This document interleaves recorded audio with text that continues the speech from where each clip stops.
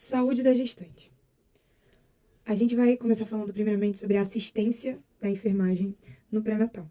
O pré-natal, ele serve para diminuir os impactos negativos na saúde materna. Ele serve também para cuidar tanto do neném quanto da gestante.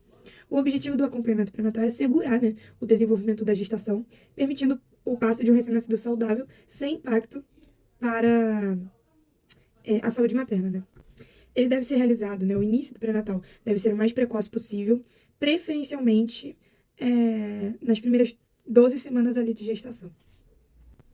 E ele só se encerra após o 42º dia de puerpério, ou seja, no dia 42 após o parto.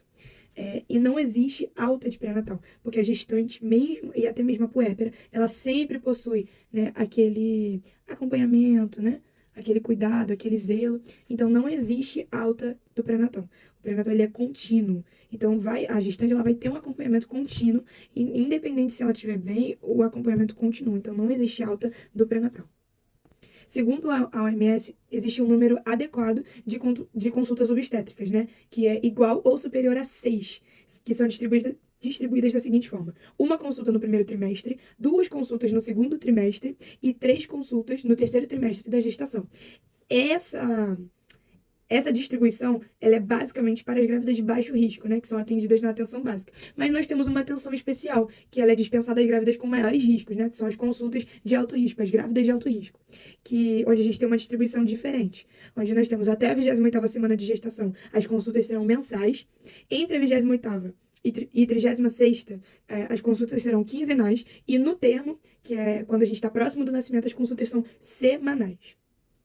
Quando o parto ele não ocorre até a 41ª semana de gestação, a gente vai encaminhar essa gestante para a avaliação do bem-estar fetal, incluindo a avaliação do índice do líquido amniótico e monitoramento cardíaco fetal. Alguns estudos clínicos, eles demonstraram, eles conseguiram comprovar que a conduta de induzir o parto em todas as gestantes com 41 semanas de gravidez é melhor, é preferível do que a avaliação do bem-estar fetal, porque se observou um menor risco de morte neonatal e perinatal e uma menor chance de cesariana no grupo submetido à indução de parto com 41 semanas. Por quê? Porque não demora tanto tempo. Então, tipo assim, se já tá praticamente chegando num pós-termo ali,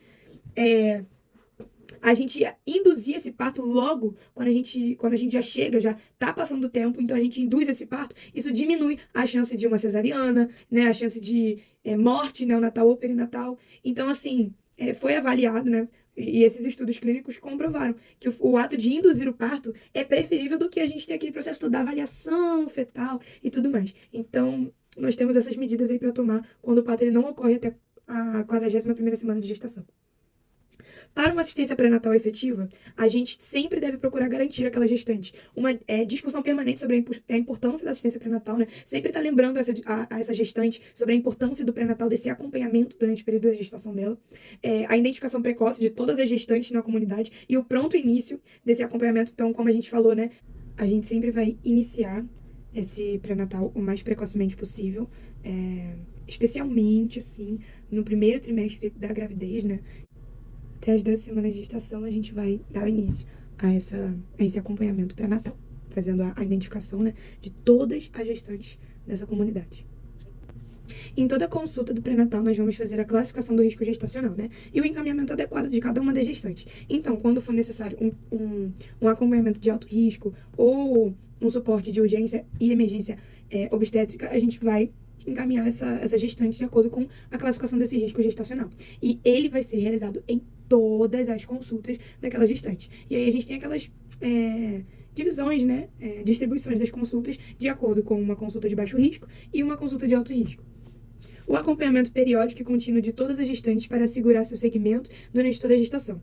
Então, a gente vai acompanhar periodicamente e continuamente todas essas gestantes para dar segurança para ela durante toda essa gestação. A gente vai fazer um incentivo, do parto normal para poder reduzir, as cesáreas, que acabam gerando mais risco para aquela mulher e também possuem um período de cura, de reabilitação ali do corpo e tal, é muito mais demorado. Então, a gente vai sempre incentivar o parto normal salvo as exceções que não podem ser, onde não pode ser realizado o parto normal e a gente tem a cesárea de emergência, ou até mesmo programada, mas que realmente é um caso onde não pode ocorrer o parto normal, então esses casos são exceções. Mas em geral a gente sempre incentiva o parto normal. A gente faz a realização da anamnese, exame físico e exames complementares indicados.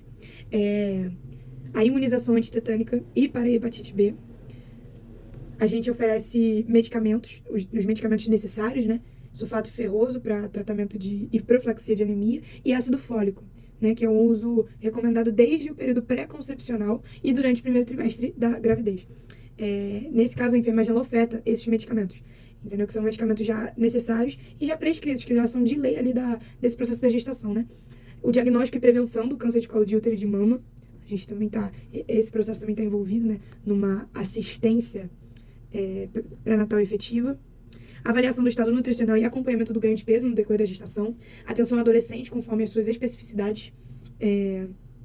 A identificação do risco de abandono da amamentação e encaminhamento da gestante aos grupos de apoio ao aleitamento materno ou ao banco de leite humano de referência. Então, a gente sempre vai promover o aleitamento materno em todas as situações, salvo aquelas exceções, como eu havia falado até, por exemplo, no lance do parto normal, né?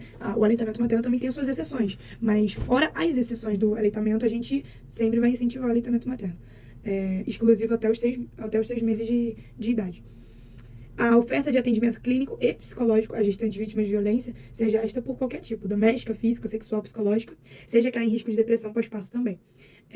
Então, a gente sempre vai fornecer, né, o apoio psicológico também, por exemplo, no caso de uma gravidez na adolescência, né, se mexe muito com a mente de uma adolescente, então a gente promove o apoio psicológico, a escuta ativa, né, dessa gestante, para que ela conte suas preocupações, seus medos, suas ansiedades. Enfim, a visita domiciliar às gestantes e puérperas, principalmente no último mês de gestação e na primeira semana do pós-parto. Porque a gente tem como objetivo, essas visitas, né, elas têm como objetivo monitorar a mulher e a criança para orientar, né, cuidados adequados, identificar possíveis fatores de risco e realizar os encaminhamentos necessários, né, para ver se está tudo bem, basicamente, né, e dar as orientações devidas. Nós temos também que realizar uma busca ativa das gestantes faltosas ao pré-natal e a consulta na primeira semana do pós-parto. Então, quando eu tô vendo que tá tendo uma falta daquela gestante nas consultas do pré-natal, então a gente realiza a busca ativa dessas gestantes, né? E também a busca ativa delas para a primeira consulta da semana do pós-parto, no puerpério. E atendimento às ocorrências, intercorrências obstétricas e neonatais, assim como controle de doenças crônicas e profilaxia de doenças infecciosas. E as atribuições do auxiliar ou técnico de enfermagem na assistência à gestante do pré-natal são orientar as mulheres e suas famílias sobre a importância do pré-natal, da amamentação e da vacinação, verificar e realizar o cadastramento das gestantes no CIS pré-natal, conferir as informações preenchidas no cartão da gestante, verificar o peso e a pressão arterial e anotar os dados nesse cartão da gestante, fornecer medicação mediante a receita, que no caso seriam o sulfato ferroso e o ácido fólico, né, que são medicamentos padronizados no programa pré-natal, aplicar vacinas antitetânica e contra a hepatite B, realizar atividades educativas individuais e em grupo. Então, na maioria das vezes, a gente utiliza ali mais ou menos a sala de espera, né, para poder trazer uma atividade, uma orientação legal para aquela gestante, informar o enfermeiro ou ao médico da equipe, né, caso a gestante apresente algum sinal de alarme. Então, caso a gente identifique algum sinal de alarme, a gente avisa, né, deixa isso claro para o médico, para o enfermeiro, identifica situações de risco, identificar, né, situações de risco e vulnerabilidade e encaminhar a gestante para a consulta de enfermagem ou médica, quando necessário. Orientar a gestante sobre a periodicidade das consultas e realizar busca ativa das gestantes faltosas. E realizar visitas domiciliares durante o período gestacional e puerperal, acompanhando o processo de aleitamento materno, orientando a mulher e o seu companheiro sobre o planejamento familiar.